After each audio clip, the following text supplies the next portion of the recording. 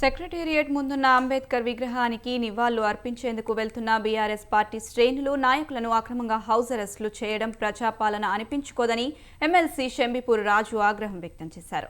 అలాంటి ప్రభుత్వాన్ని గృహ నిర్బంధాల ప్రభుత్వం అంటారని ఎద్దేవా చేశారు. ఉదయం షెంబిపూర్ రాజు ఇంటి దగ్గర పోలీసులు మోహరించడంపై ఆగ్రహం వ్యక్తం చేశారు.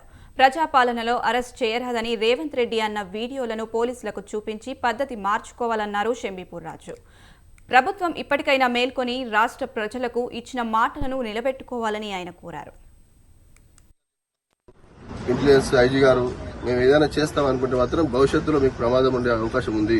ఎందుకంటే పక్క రాష్ట్రం చూస్తా ఉన్నాం మనం ఏ రకంగా గత ప్రభుత్వం ఇచ్చినటువంటి ఆదేశాల మేరకు పనిచేస్తే ఈ రోజు ఏ రకమైన పనిష్మెంట్ జరుగుతుందో చూస్తా ఉన్నాం. దయచేసి రాష్ట్రంలో ఉన్నటువంటి పై అధికారులు కూడా విజ్ఞప్తి చేస్తా ఉన్నాం, హెచ్చరిస్తా ఉన్నాం కూడా. నిన్న చూసినాం మేము కౌశిక్ రెడ్డి గారిని అరెస్ట్ చేస్తే మేమందరం కూడా పోలీస్ స్టేషన్ లో అందరినీ కూడా అరెస్ట్ చేసి అక్కడ ఉన్నటువంటి హైదరాబాద్ సిపి గారు సివి ఆనంద్ గారు సెక్రటరియట్ లో ఉండి రోజంతా ముఖ్యమంత్రి గారు చెప్పినట్టు వివరిస్తా ఉన్నారు. అది కరెక్ట్ పద్ధతి కాదు.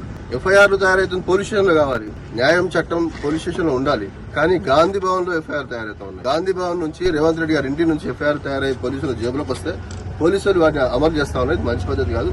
దయచేసి అర్థం చేసుకోవాల్సిన విజ్ఞప్తి చేస్తా ఉన్నాం.